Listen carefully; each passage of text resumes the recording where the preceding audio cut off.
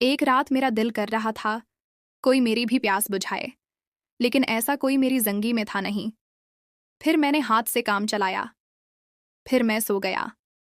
रात के 3 बजे मेरी आंख खुली, तो मैंने सोचा कि जाके छत पर देखता हूँ, कहीं मेरी बहन और मेरा कज़न आसिफ आपस में लगे हुए तो नहीं। और फिर वही हुआ जो मैं सोच रहा था। मैं दब्बे पहुंच छत पे पहुंचा। छत पे हमारी टूटी चरपाई पड़ी हुई थी। मैंने छप के झांका तो मेरी बहन चरपाई पे पड़ी हुई थी और आसिफ उसे ये रात का वक्त था। मैंने सोचा कि मैं वीडियो बनाता हूँ ताकि बाद में मेरी काम आ सके।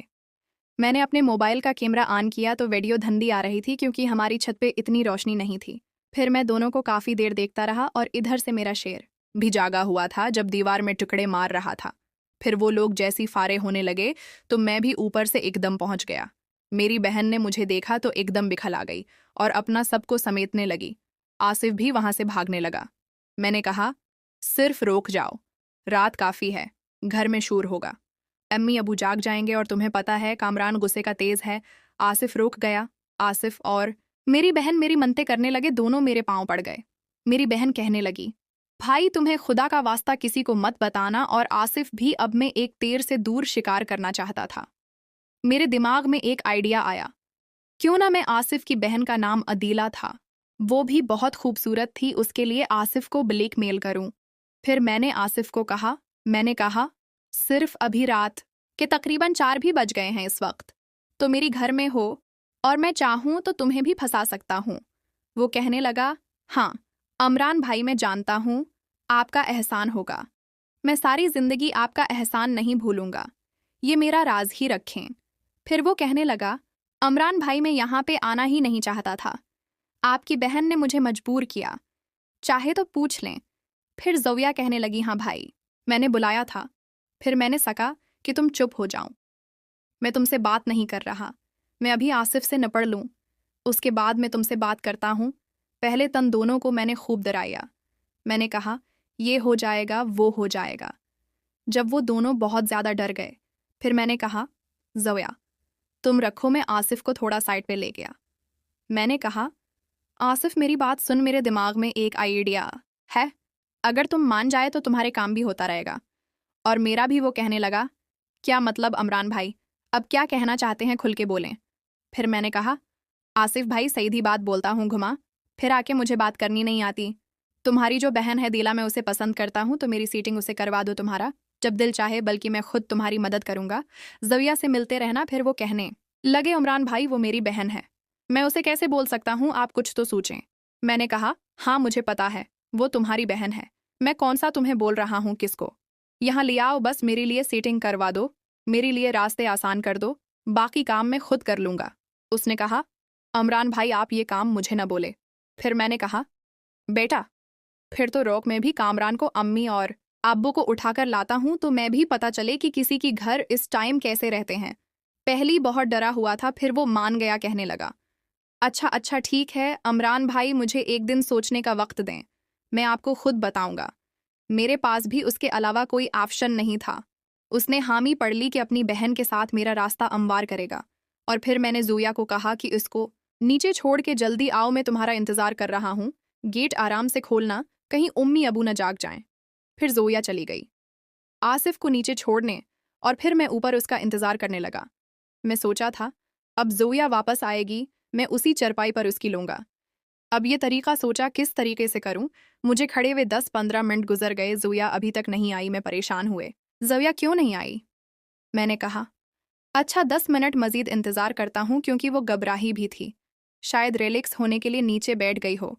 लेकिन मैं आधे घंटा खड़ा रहा, वो नहीं आई। मैं समझ लिया ज़ोया ने मेरे से गीन की है, वो आएगी भी नहीं।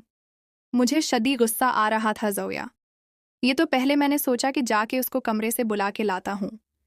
फिर मैंने सोचा कि रात काफ़ी है, कहीं अम्मी अब्बू नोट जाएं। आज मेरा काम होते हुए रह गया, जिसका मुझे बेहद अफसोस था। फिर मैं अपने कमरे में वापस आया और आके मैं सो गया। मुझे नींद नहीं आई। काफ़ी देर में दिमाग में सोचे चलती रहीं कि काश इस वक्त में ज़ोया को नीचे जाने ही न देता, तो आज मैं भी आसिफ की तरह खैर। अब तुम इसी तलाश में था, ज़ोया के पीछे कब तक, वो मेरे हाथ से एक ना एक दिन आना तो था। आज सुबह मेरी आंख कोई देर से खोली, क्योंकि रात को मैं बहुत देर से सोया था। सुबह तकरीबन 10 बज रहे थे। इतने में अम्मी मेरे कमरे में आई, मुझे कहा, अमरान उठ जो, नाश्ता कर लो, और आज हम लोग पेशावर भी जा रहे हैं, तो तुम तैयारी करवा दो शाम कामी। फिर मुझे याद आया, आज तो जोया पेशावर जाने वाली थी। रात कितना अच्छा मौका मेरे हाथ में आया था। फिर तो मैं पछताने लगा, लेकिन क्या करता, उसके अलावा मेरे पास कोई चारा भी नहीं था। फिर मैंने कहा, अम्मी, हाँ आप चलें, नाश्ता लगाएं, मैं मुंह धो कर आता हूँ। फिर अम्मी ने जब तक नाश्ता लगाया, मैं आया, नाश्ते की टेबल पर देखा तो जोया कहीं नजर नहीं आ रही थी। मैंने पूछा, अम्मी, जोया अभी तक सो रही हैं? मेरी अम्मी ने कहा, हाँ वो उठी थी, मैंने उसे उठाया था, लेकिन शायद उसकी तबीयत कुछ खराब है, इसलिए वो अपने कमरे में। मुझे पता है जोया की तबीयत क्यों खराब थी। वो मेरे सामना नहीं करना चाहती थी, क्योंकि उसने रात को मुझे धोखा दिया था।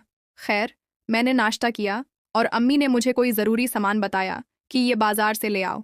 मैं बाजार गया, मुझे बताया, वो सामान लाया।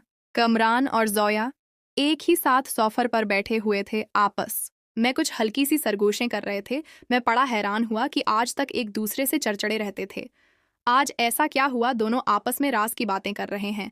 फिर मुझे लिखा सा डर भी लगा कि जोया ने कमरान के साथ सेटिंग तो नहीं कर ली। फिर मेरे आंखों से जोया को खिस्सा दिखाया कि रात को तुमने अच्छा नहीं किया, इसका बदला तुम्हें भुगतना पड़ेगा। जोया मुझसे नजर चरा रही थी। फिर मैंने सोचा कि जोया के व्हाट्सएप नंबर में मैसेज करके बोलता हूँ कि रात को तुम क्यों नहीं आई। जब मैंने जोया का नंबर देखा, शायद उसने मुझे ब्लॉक कर दिया था, क्योंकि उसकी डीपी शो नहीं होती। मैं अब भी परेशान हो गया, मुझे अब मजीद खिस्सा आ रहा था। इतने में दोपहर हो गई थी। मेरे चाचू वाले जो हमारे ब्रॉड्स में रहते थे, मेरे चाचू और उसकी बीवी हमारे घर आए। पहले तो उन्होंने मेरे अबू का पूछा, अबू घर पे नहीं थे। फिर मेरा चाचू कहने लगा कि पेशावर कौन कौन जा रहा है। शादी पे भी मैंने पूछा, चाचू हमारे घर में से तो जोया, उम्मी और अबू जा रहे हैं। फिर वो कहने लगे, अच्छा ठीक, आसिफ और देलो को साथ लेते जाना। मैं बड़ा हैरान हुआ। मैंने सोचा आसिफ और जोया पेशावर चले गए तो दोनों वहां पे खूबसूरत काम करेंगे, फिर उनको मौके। मुझे पता नहीं था, फिर मैंने सोचा चले, ठीक है। आसिफ को फ़ोन करके बोलता हूँ, दोस्त उस कहानी के वीडियो पार्ट देखने की चैनल को लाजमी सब्सक्राइब करें, शुक्रिया।